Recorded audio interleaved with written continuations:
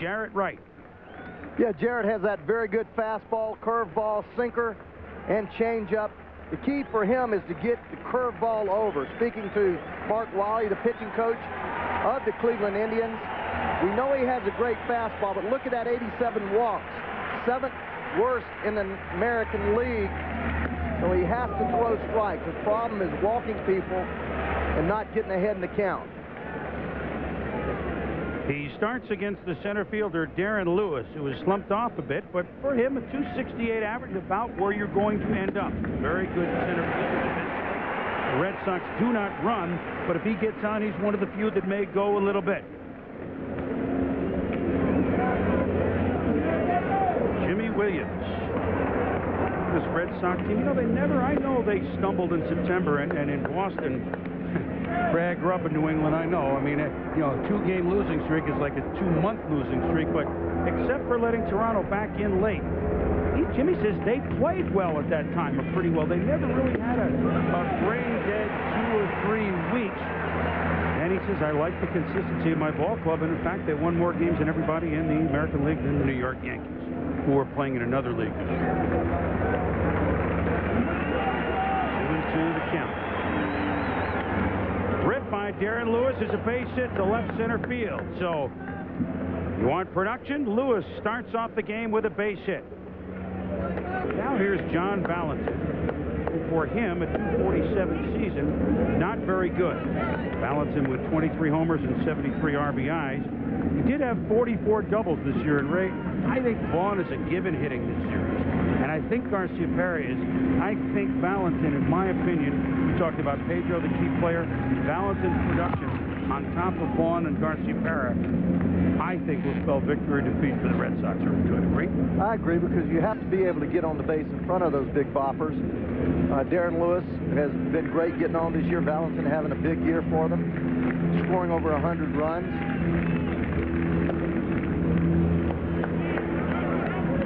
Jarrett Wright again got ahead of Mark Lewis with the fastballs, 1 and 2 through the curveball. The curveball was not sharp, hung. Lewis laced it out to left center field, and everybody knows that Jarrett Wright has a great fastball, but he has to have a pitch to complement it. He's not going to get by with just throwing nothing but fastballs. Strike makes it 2-1 with Lewis at first base, just underway at Cleveland. 15 out of 20 base runners successful against Jarrett Wright this year, so he's easy to run on. So this situation, 2-1, I would think that Darren Lewis would take off here. Wright and Tomey think the same thing. And it's a good thing, you know, Wright and Tomey each with the high socks, so they know their teammates here. Yeah. They're not going to get confused in the situation.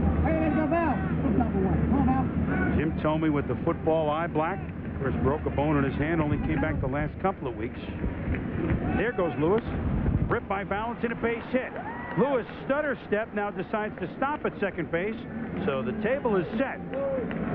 Lewis with a base hit, now Valentin with a base hit, and here comes the big bopper, Mo Vaughn. Well, the Cleveland Indians defense pretty much the same all year. They've added Cora there at second base, but the great shortstop Vizquel is the key. Look at that, 37 postseason games, has never made an error, major league record, numerous gold gloves, and generally considered the best shortstop in the game defensively. Here is Mo Vaughn. 40 home runs, .337 batting average, second to Bernie Williams. And how many times, Ray, does a guy this size or this sort of hitter even contend for a batting race, not to even mention be in the running until the last day of the season when Williams went 2 for 2 and beat him out with .339. Well, when you say this sort of hitter, he has always struck out 100 times or more, as he did again this season. That's not putting the ball in play a lot. So when he does put the ball in play, he somehow finds the hole or hits one so high they can't do anything with it. Big ball in there for a strike, says Dale Scott behind the plate. This is a fastball inside part of the plate. Actually a slider. A high slider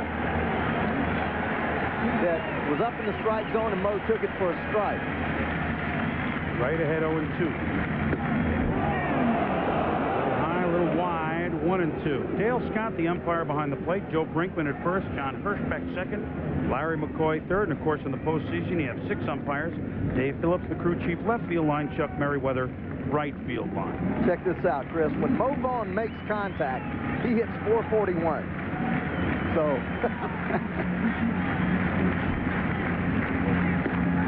Inside, the count now 2-2. Well, I really think that Jarrett has to establish that breaking ball, get everybody off of his fastball. He throws that fastball 93 to 95, but it has a tendency to be real straight. And if he cannot get people off the fastball thinking about protecting some other pitch, then you have people to hit him all over the baseball park. Outside, so an 0-2 count is now 3-2. It'll be an interesting situation here. I don't believe that Jimmy Williams will run in this situation because of Mo's propensity to strike out. Some managers will do. I think you're running into a possible triple play as for a line drive and get everybody out. So I think you just hold the runners here, let Mo hit. I mean, he's in scoring position anyway at the plate. Hits this one to left field. Brian Giles backing up. Back it goes. Back. Goodbye. It started out, Giles looked like he had a beat on it. It kept going and going and going. Mo Vaughn has delivered his first postseason hit after going 0 for 14 against the Indians in '95 with 7 strikeouts. 3-run home run, 3-0 Red Sox. So that changes the plot unbelievably. Mo Vaughn, who ended the regular season with a 16-game hitting streak, we turn the page and nothing's changed. Nomar Garciaparra looks at a ball and a strike. See what I meant when I said he was in score position in the... Yes, that was a very astute comment. I gave you the thumbs up as soon as you said it. Sounds like a broken bat. Ground ball to Travis Fryman at third across to Jim Thome, and the Indians have registered, after 4 Red Sox batters, the first out of the game. There's a strike to Mike Stanley. Remember the Red Sox a couple years back? Returned from Toronto late in July. You mentioned the 0 for 14 Mo Vaughn had in the '95 series. He had also 7 punch-outs. Well, '95, when the Indians swept the Red Sox 3 games, the first 2 here, and Game 3 obviously in Boston, Mike Hargrove's pitchers had Vaughn 0-14 and Canseco 0 for 13. So combined, the heavy metal was 0 for 27. There's been a change. Kind of like weather in New England. You don't like it, you wait 10 minutes.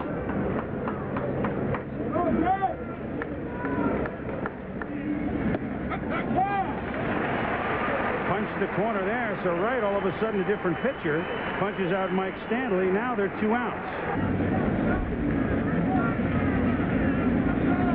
Working to Troy O'Leary. Count is 1-1. Troy, 23 home runs this season. 83 RBIs, a career best for him. Swinging to that pitch by right, and it's 1-2. All of a sudden, it's as if Mo Vaughn's homer was the wake-up call for Jarrett Wright a little bit.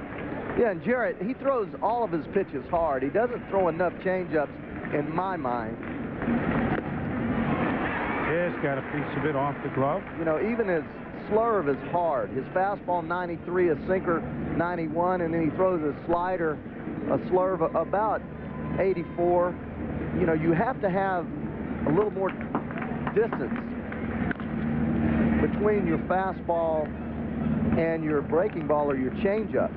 You get everything coming up there at the same speed. It doesn't take hitters long to lock in on you.